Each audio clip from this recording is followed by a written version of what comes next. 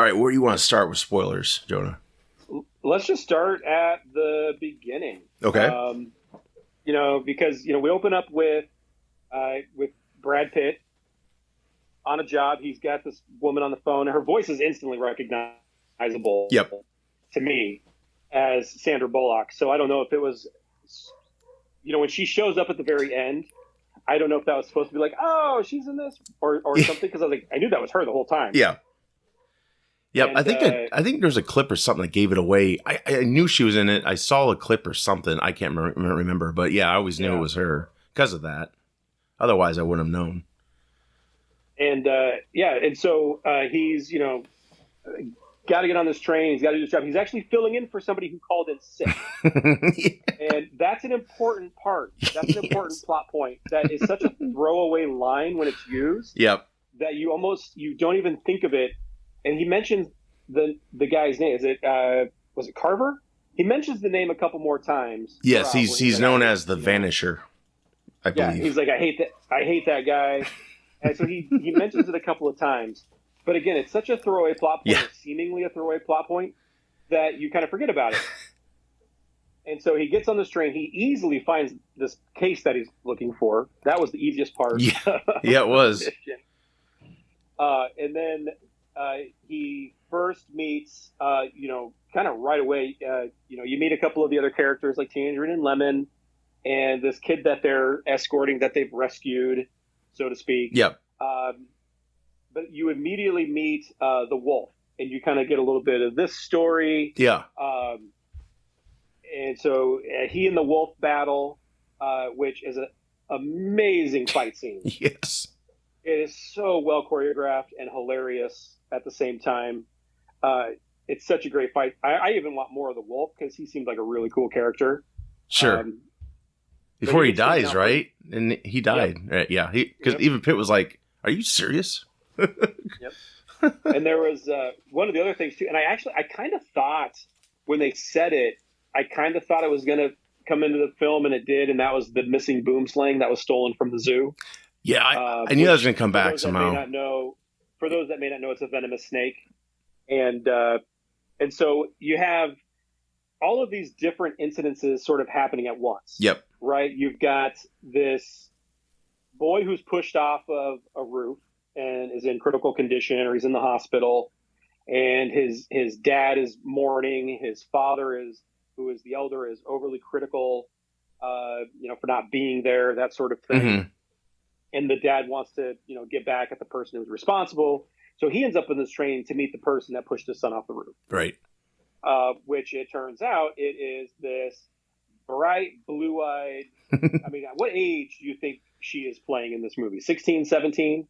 I don't know. That would be even more interesting because I know in real life she's like early 20s. But yeah, that would be super interesting if she's actually a younger character than that. Yeah, I mean, good.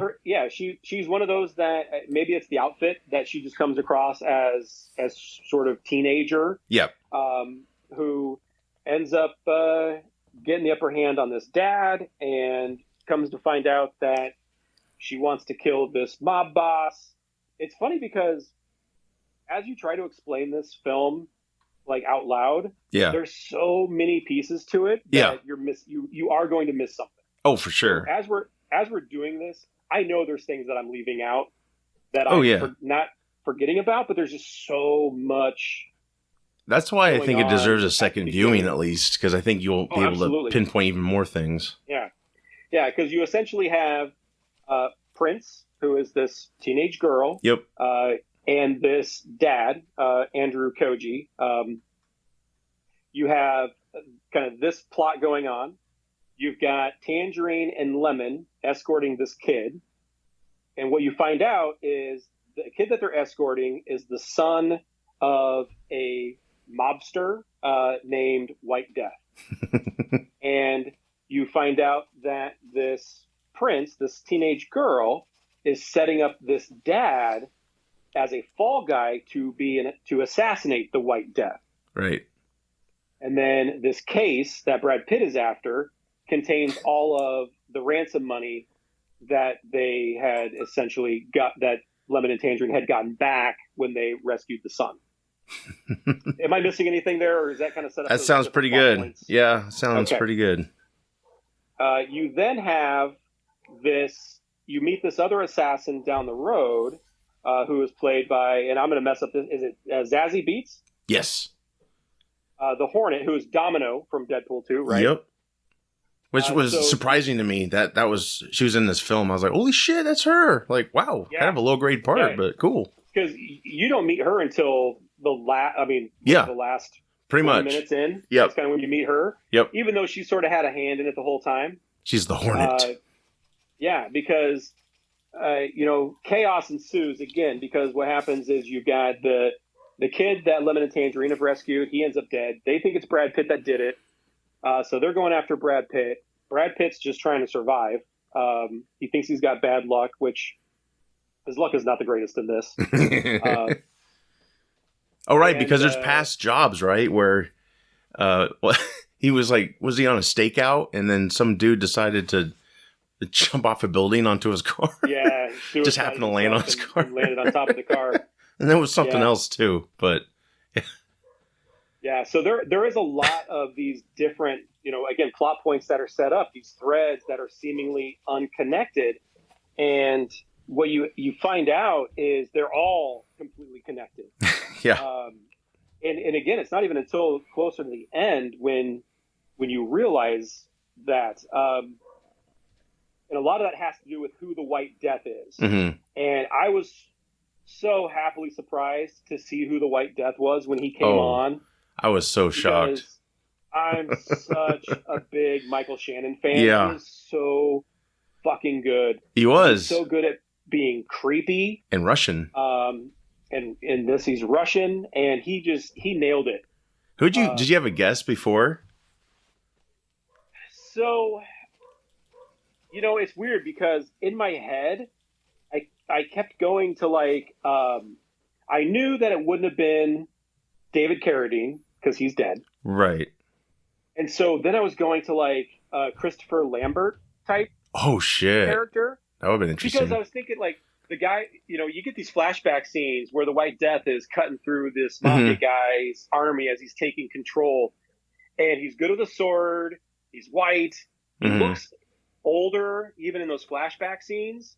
And so I was totally expecting it to be somebody like that. Not necessarily Christopher Lambert, but if it was Christopher Lambert, I would have been tickled for that too. But I take it like similar to what I was thinking. It's going to be a star who is playing this part, right? Had to be. Had to be someone big. Yeah. Oh yeah. And I was like, George Clooney? Nah. No.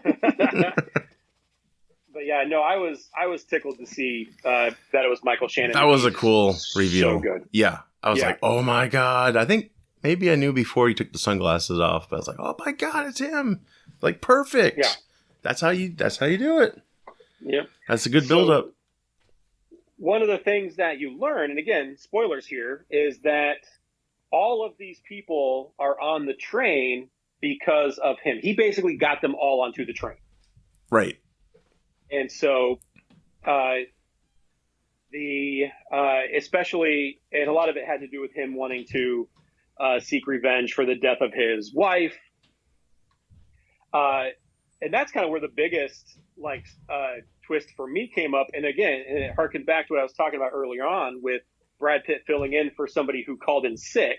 Yes. Is that person who called in sick was the one responsible for killing his wife, and it was mistaken identity. Right. Yep. And Brad Pitt was like, "Yeah, it's not even me. That was somebody else." And that guy's a dick. Spoiler. Yeah, another spoiler. It was Ryan Reynolds, who I think that was an uncredited role, but yeah. You know why he appeared in this film? It was because Pitt appeared in Deadpool 2, so he owed him. So that's why he was in it. I figured that was the case, or there was a little bit of crossover. Yeah. And then the other surprising cameo, who always makes me laugh, is Channing Tatum, which I believe was also an uncredited role.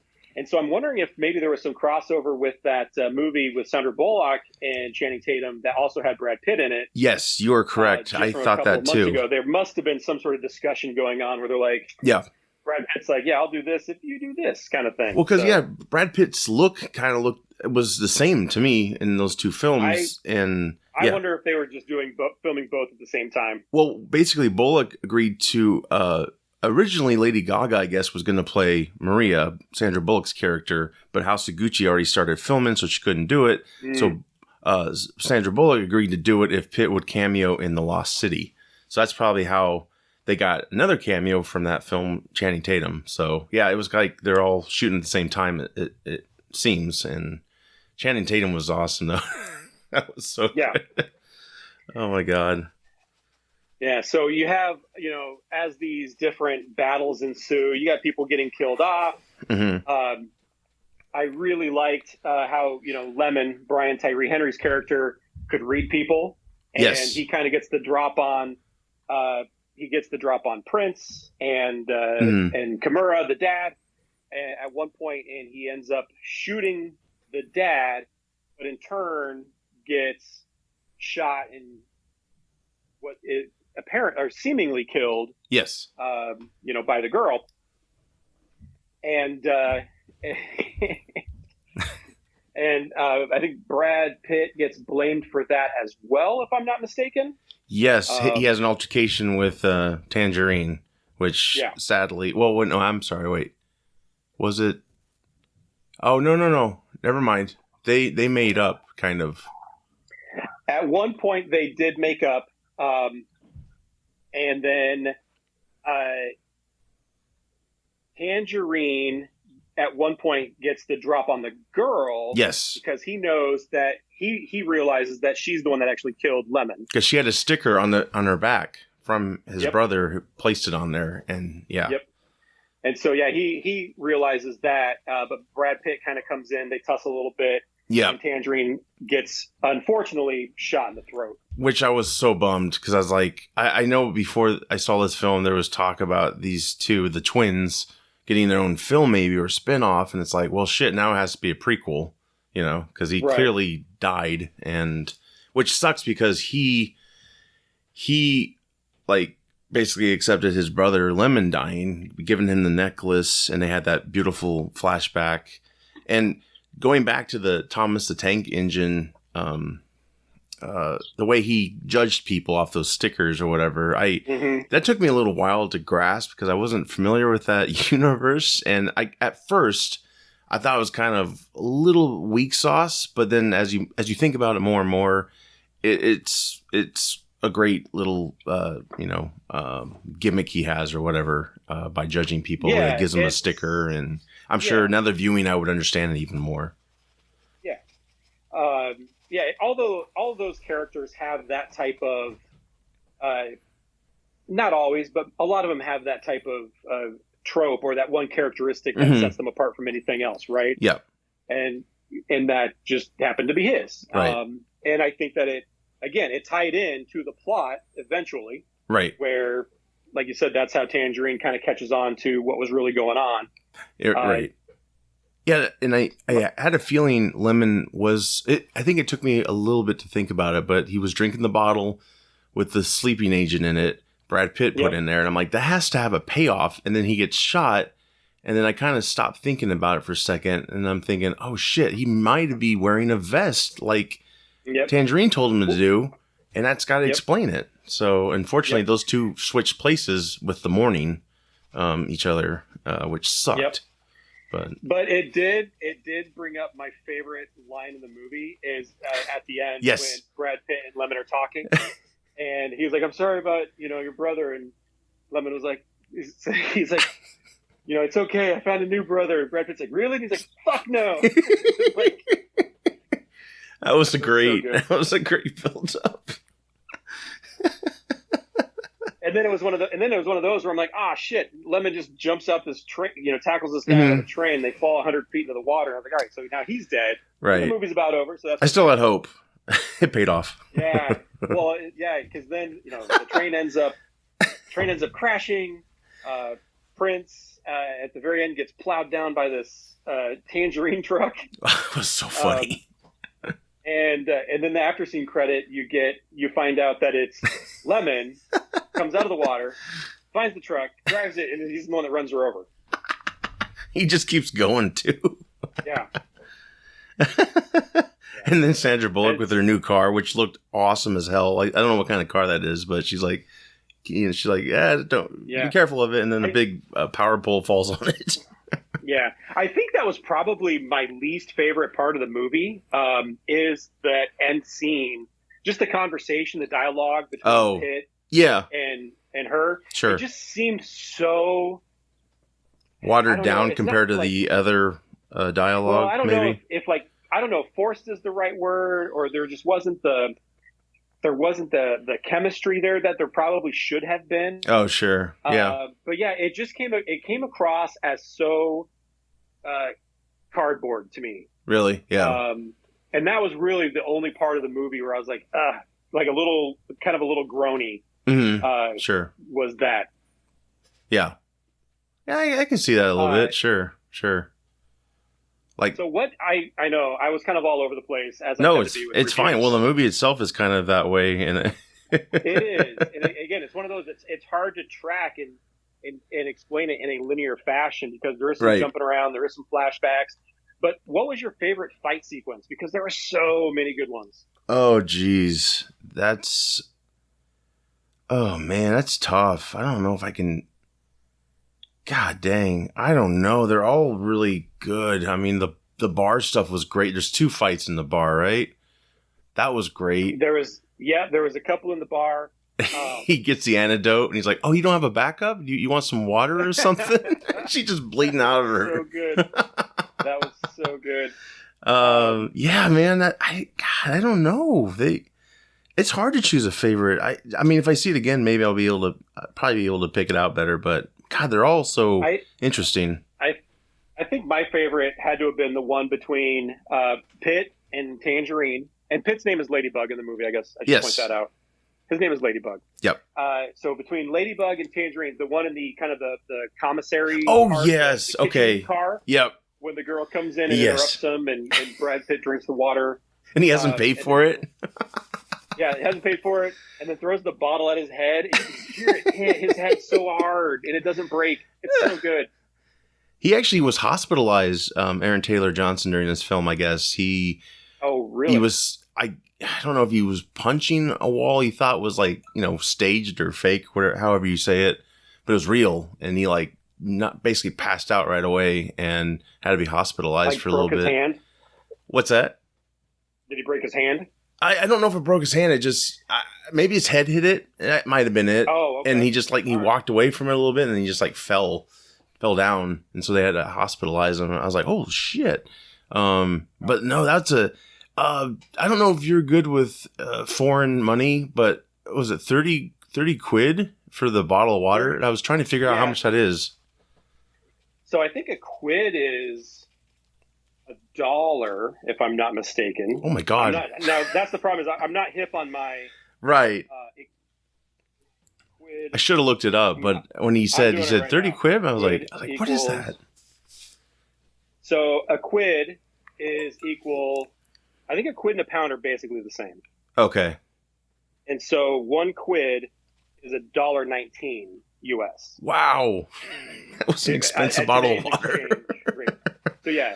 I mean, it looked cool. That's state fair prices. Yes. Yep. Iowa State Fair for everyone out there. Which state fair? Yeah. Yes. Quid is basically slang term for $1. Okay. Or for a pound. Buck is for $1. So. Oh, that's so funny. Yeah, he's like, sure we can't talk about this? He's like, nah. Okay. Yeah, that was a good scene. God, there's so many good fight scenes. Oh, it's so tough to. The battle between the Elder and the White Death at the end was really good. That was good. Yep. I mean, I love it when a samurai sword can cut through about anything. That's so cool looking. Oh yeah, for sure. And it's actually really cool how the hang on, I'm trying to get my names right here. The White Death plotted all this, right, for vengeance over his wife. When the Elder kind of accidentally fell into it, not accidentally, well, he was just related to the boy, obviously, and it ended up him having vengeance as well for his wife. So they both kind of canceled each other out there. Kind of turned full circle. And again, spoiler alert, the teenage girl Prince is the White Death's daughter. Yes. So she would essentially be Russian by birth. Right. And that's kind of where that muddled accent comes in, because there's even a point where she's speaking Russian to him. Yes. Yep. Yeah, you're right. And the accent from the beginning, I was like, oh, man, I cannot place it because it didn't come off as like straight British to me. Right. Yep. It was, and I think that was on purpose. So I think it's because she was not British. She was Russian, being British is where that accent was coming from. I could be mistaken, but that's what I got from it. Right. Yep. Yeah, she definitely had an accent of some kind. Everything connected. It was so cool. Like every character. Yeah, because that was another twist like we didn't need, but it happened to be. And it's like, whoa. It's like, I just thought it was really well planned out. Here was one of the funny things about this movie is I think of like, what could be considered to some fate or maybe coincidences, a lot of coincidences, right? But it didn't come across to me as being like overly coincidental to where I was starting to criticize it, because that was one of the issues I had with the last Jurassic World movie, Dominion. Which I didn't see, but I don't care if you spoil it. Yeah. No, I won't spoil it. And just I watched it for the dinosaurs, and I'll watch it again for the dinosaurs. But the old actors you're talking about, or the dinosaurs? Both. But from a plot perspective, there was a lot of just coincidences, and you're like, oh, yeah, that's convenient, right? A lot of conveniences. Oh, look, an axe. With this, I didn't get that feeling from it, and maybe that's because it was already so over the top.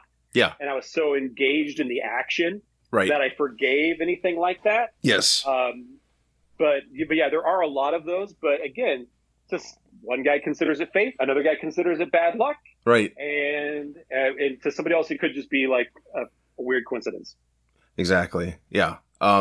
Did you find the flashback scene between Ladybug and Lemon when Lemon shoots Ladybug? Did you find it to be like mysterious, like it was going to unravel something else about, because Lemon didn't remember it, but it just, the way it was shot and everything, it felt like we missed something about that. I don't know, or if it was just happenstance, but like Brad Pitt looked like he was escaping from some kind of prison, and across the way, like it was like a parking garage looking thing, and Lemon shoots him, and I'm like, that never went anywhere. Unless, another viewing something, or maybe it's just a scene. I don't know, but it just felt like in a movie that everything had a meaning. That never really never stuck a landing with it. And I guess maybe it's just simple scene. I don't know, but I don't know if that's maybe something they're setting up for another installment. Oh, maybe. Or maybe because if you do get Ladybug and Lemon back together, maybe there is that'd be a good title too. For that, especially if you have a prequel where we actually see that play out and see more of that mission, because you don't really know. We don't know what Brad Pitt's doing in that scene, where he's going or coming from. Mm-hmm. You certainly don't know what Lemon's doing in that scene. Yeah. You don't know where Tangerine's at, but he's got to be somewhere around there. Right.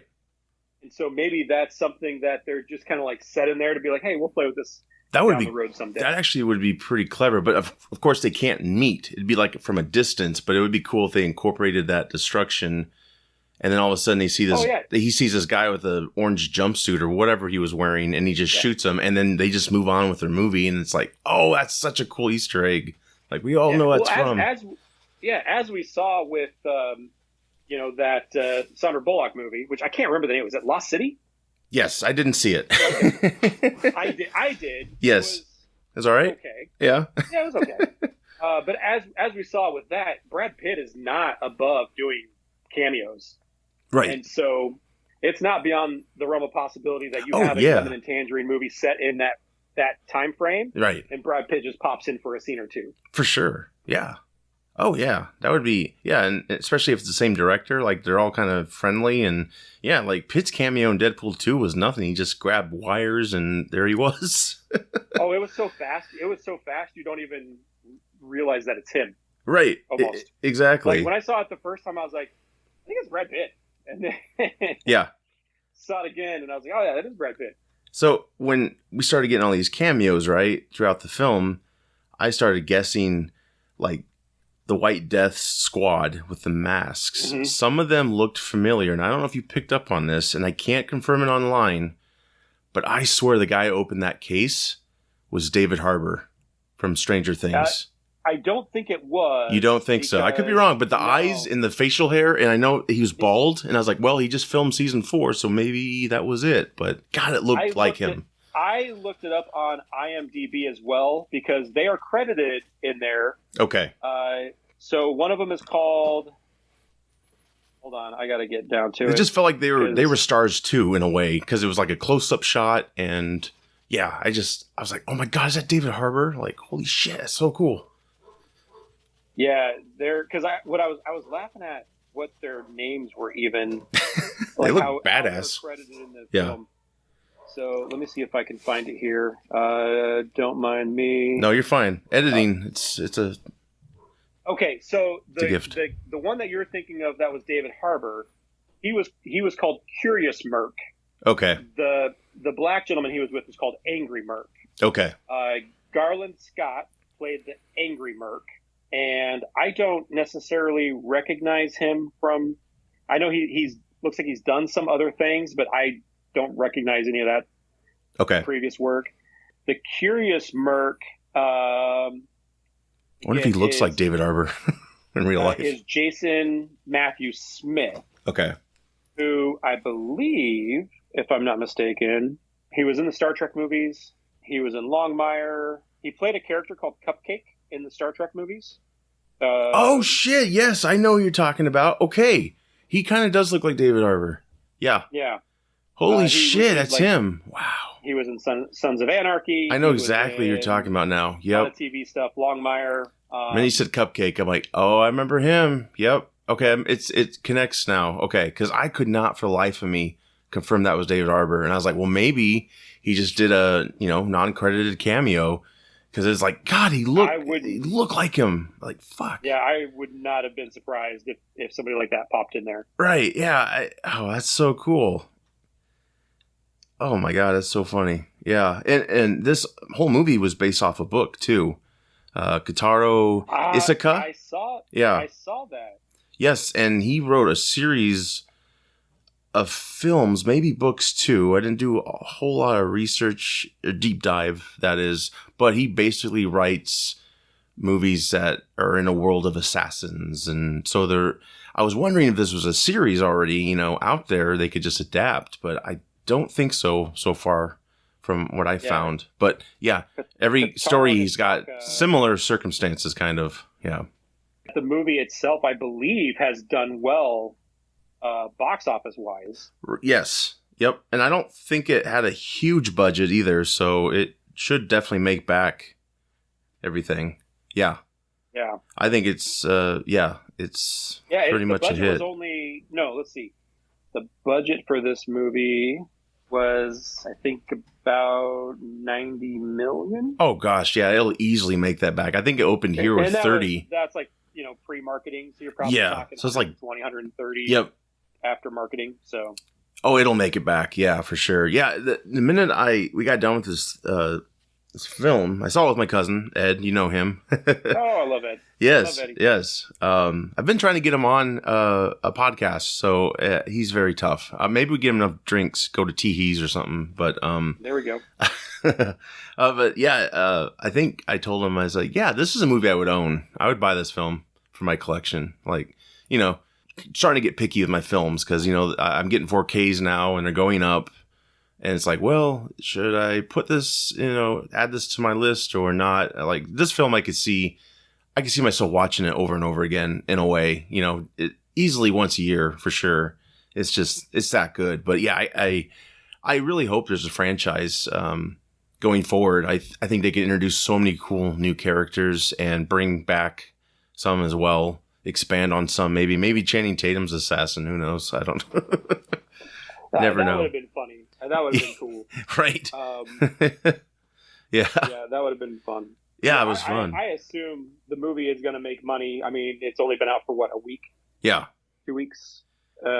Just a week. Week Friday. Week tomorrow. Yep. Okay. Yeah, yep. And I think it's already kind of nearing 80. Oh, yeah. It'll make it so back. So it's already nearing... Yeah, so I think it'll do much, especially in the international market. I think it's got a lot of appeal to the international market as well. So. Yes, yep, especially Japan. Brad Pitt alone is very popular in Japan, I guess. And yeah, this whole movie is, the Japanese culture. Like it's it's very characteristic. Each train car has got its own personality. I mean, it's just so cool. Everything's just done so well. The look, the costuming, acting, like it's just a fun ride. It's really, really good film. I guess the thought would be, if there are sequels, like, do they have to be on something that's moving really fast or something that's trapped them there? Because otherwise you lose that. But you don't want to be repetitive either. Like, can't be another train movie. It's got to be, I don't know, a cruise. That'd be too slow probably. Yeah. But yeah, that's kind of a gimmick too with this whole situation. So I don't know. I don't know if they, I mean, I'm sure they'll figure it out. Hopefully they use the same people, to make another one. But yeah, worst case, if we don't get another one, definitely a prequel with Tangerine and Lemon would be great. Yeah, I would be more interested in that than a sequel. Anyway. So. Oh yeah, because those guys could have gotten to so many hijinks. Like, there's a film or two probably there you could easily do. Yeah. In my ramblings, what did I miss that you wanted to cover as far as plot points, characters? I think everything's pretty much been. Yeah, I think everything's been solved. I think the biggest thing I just had was that flashback scene, and whether or not that was David Harbour. So we definitely we solved one of them. But yeah, like we said, they do a prequel and they insert that scene in a way. Would make a lot more sense. But yeah, that was the only thing I was scratching my head at, like, because they showed it twice and I was like, what is the significance of this? Because Lemon didn't remember shooting him. So it's like, why is this brought up? Why does Ladybug remember it? So I just thought maybe it's a director's cut. I don't know what we're going to get. But yeah, like I said, second viewing or so, maybe there'll be a clearer answer as to why that was so prominent. Shown. So yeah, I definitely plan on seeing it a second time in the theater. So yeah, and I would if I had time and stuff. And who knows? My son really wants to see it again. And that said, for those with kids, I would say it is a hard R movie as far as the violence goes. Yes, there's one sex scene. Violence, and it's so fast. It is. Yeah, quick one. Yeah, it's pretty fast, but yeah, it's. Ultra violent, but I can't speak for anyone else's kids. Mine is evidently desensitized. Right. Yep. No. Yeah. I got you. Yeah. That's a hard judgment call. I'm pretty strict with my kids when they watch movies like this. But then again, I know I grew up watching them even younger than they were, and it's like, I'm just kind of like. I haven't pulled the trigger yet. Let's go. So I don't know if with you it was a casual gradual thing, or you were just like, you know what, it'd be all right, just watch it, it's fine. Let's see, with this movie or just, I guess, just when you started to allow him to see grown up films, if you will. Yeah, I don't know exactly when that kind of started. I remember going to see Deadpool. Okay, yeah. And being like, oh yeah, this is hard R, but yeah. But yeah, it's a tough call. I don't remember when that started with my kids. I remember when it started with me, and that was 8-year-old Jonah popping in the VHS tape of RoboCop. Oh, dude, yeah, and totally. That's a different type of violence than this movie, because that violence is all practical effects. RoboCop, CGI. RoboCop, I think was 87. I was 6 and I watched it. Yeah, and I probably saw it a year later, on VHS, renting it from Movies to Go. There you go. Shout out. They're not there. Out. Crickets. R.I.P. Yeah. I think it is now. The Movies to Go that I used to get movies from, I think is now a Mexican grocery store. Oh, cool. Maybe they got movies in the back. over by Grandview College. So. Okay. Yeah, I don't think we have anything anymore. It's sad. That's kind of when I started, and I was like, oh, this is awesome. Yeah, I remember almost getting sick at the when Bodyguard, is that his name, gets picked in the neck by RoboCop. Yeah. I was like, yeah. Oh my gosh. But yeah. That movie still. I tell you what, I watch that movie all the time. It still stands up. Yeah. And it's coming out in 4K. Everyone out there who's really into physical media, check it out. But, yeah.